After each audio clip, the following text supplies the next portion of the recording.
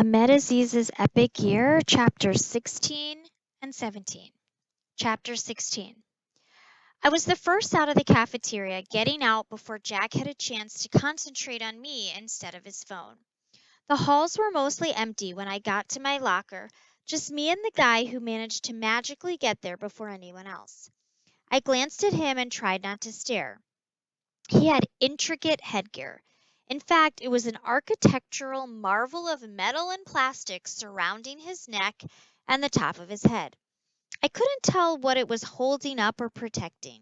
That had to be some pretty messed up teeth if that was its purpose. Looking at that metal cage, I understood why he was always in and out of his locker first. I wouldn't want to hang out in the halls with that contraption either. I turned around to say hi, but he was already gone. I didn't think that much metal could also be stealth. I looked above my locker to share my surprise with my uncle, my doppelganger. Suddenly, I was pushed hard. I staggered forward, my arms windmilling to keep my balance, before I found myself flat on the floor, my backpack at my feet. I was always in the wrong place at the wrong time. Call it fate like Jessica or luck like Jack, but it was one more thing Stanley and I had in common. I feel sorry for you, Ahmed. Jack kicked my backpack a few feet in the air before it landed in the middle of the hall, his sidekick smirking behind him. I'm so glad my mom doesn't hover over me like yours. He stood over me, pushing both fists deep into his pockets, like he wanted to threaten me, but wanted to be casual about it, like it wasn't a big deal, like I wasn't worth the trouble of taking his hands out of his pockets, like a baby. I was still on the floor, and Jack and his friends were standing over me when Mrs. Garter walked past, deep in conversation with our math teacher. Jack reached for my hand and pulled me up. "Let me help you up, buddy," he said with a smile. Math teacher smiled back. Mrs. Garter didn't. "Everything okay here?" she asked. Jack put his arm around my shoulders. "Absolutely," he answered. "Just showing Ahmed our Cedar Valley spirit." Math teacher continued to smile, so proud of his wonderful students. Mrs. Garter didn't. "Cedar Valley spirit includes getting to class on time," Mrs. Garter said. "You two should get going." "Janet," I heard the teacher say, pulling her away, "you need to relax a little. That was a sweet gesture." Mrs. Garter looked over her shoulder at me, her brow knit with worry. I pressed my back against the locker to make room as the halls filled, but also to hold myself up. Headgear guy weaved through the stream of people. It reminded me of those zebras in Africa, zigzagging to confuse their predator. My backpack was in one hand, its mouth wide open, and the torn copy of Bridge to Terabithia was in the other. "This fell out and looks like it got pretty beaten up," he said. He handed me my backpack and book, but then kept standing there like he wanted to say more. "You know, Jack is a jerk. It's that simple. Some guys are like that. My plan is to stay out of his way until my brace comes off in a couple of years. You need your own plan." "In a couple of years," I answered, "I'm still going to be me." I think he tried to shrug, but it was hard to tell through all that metal. I held the book tight, as if it had the power to hold me together. The crowds thinned, and when the bell rang, everything went completely still. I didn't know what to do. Avoiding Jack didn't work. Not avoiding Jack didn't work. I was stuck.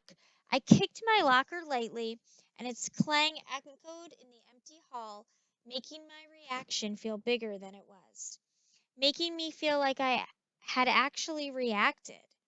I kicked a little harder, the locker door vibrating under my foot. Every kick making the sound my voice hadn't. "I hate being here." Each word a metallic scream. My foot throbbed, and I pressed my head against the locker, feeling the cool of the metal against my forehead.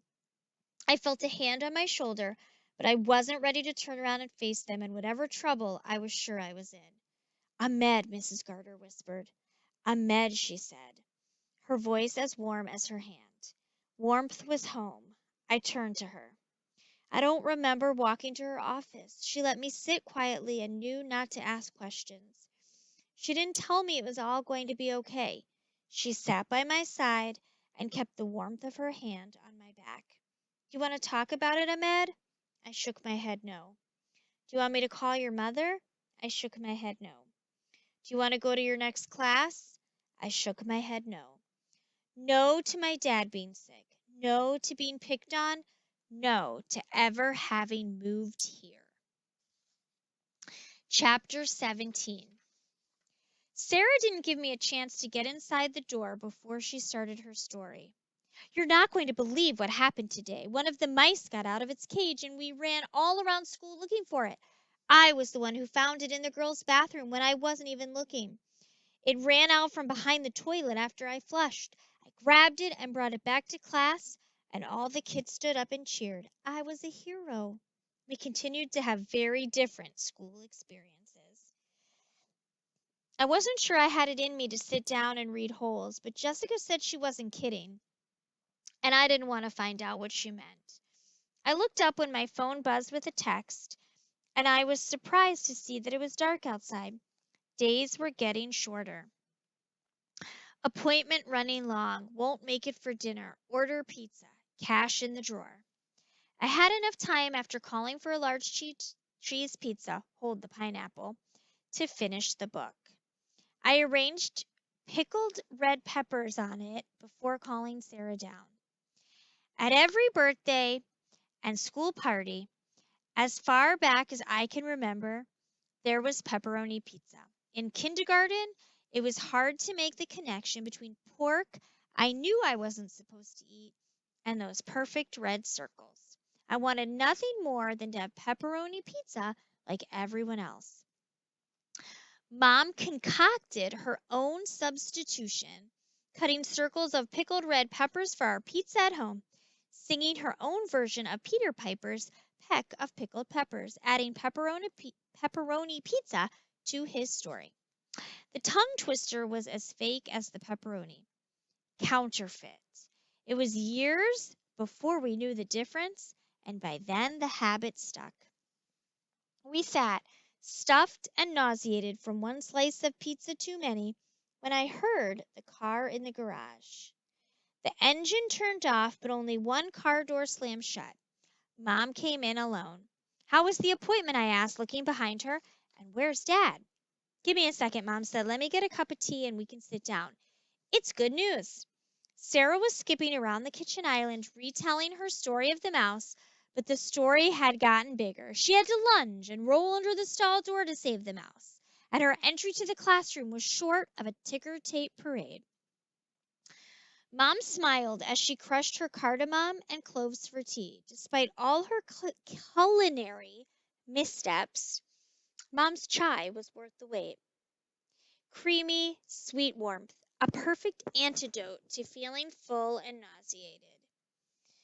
She didn't have to ask before pouring it into 3 cups, and we gathered around. Tea, even in the middle of the night, was served in fancy cups and saucers in our house. We took Dad for his appointment today and met with a team of 5 doctors. They spent more than an hour going over all his tests and results. The pills they gave Dad worked. Her eyes glistened with tears as she lifted her cup to her lips. His virus is cleared and he's ready for surgery. He is? I asked. I can't believe it. It felt like we had been waiting for this forever. Of course he is, Sarah said. She had never doubted it. She poured tea into her saucer and lifted it to her lips. Like waves, the tea threatened to spill over one side and then the other. Dad had learned this trick to make piping hot tea cool down and immediately drinkable from his grandfather. He did it everywhere, at other people's houses, in fancy restaurants, apparently even in his college cafeteria, where Mom saw him pour his coffee into a dessert plate. It was the way her family drank tea in India, and she jokes that's how she knew she wanted to marry him. Sarah hadn't mastered the technique, and Mom absent-mindedly opened her napkin and positioned it to catch what dripped. He'll be home tomorrow after they've done some more testing. They're very hopeful, Mom said as she stirred her tea, the spoon clinking against the cup. Only 2 people have gone through this treatment before, and one of them is doing great." I stared into my cup, where little bubbles of foam moved to the edge of the cup. "What happened to the other guy?" I asked. "What other guy, Ahmed?" "Well, you said one person did well. What happened to the other person?"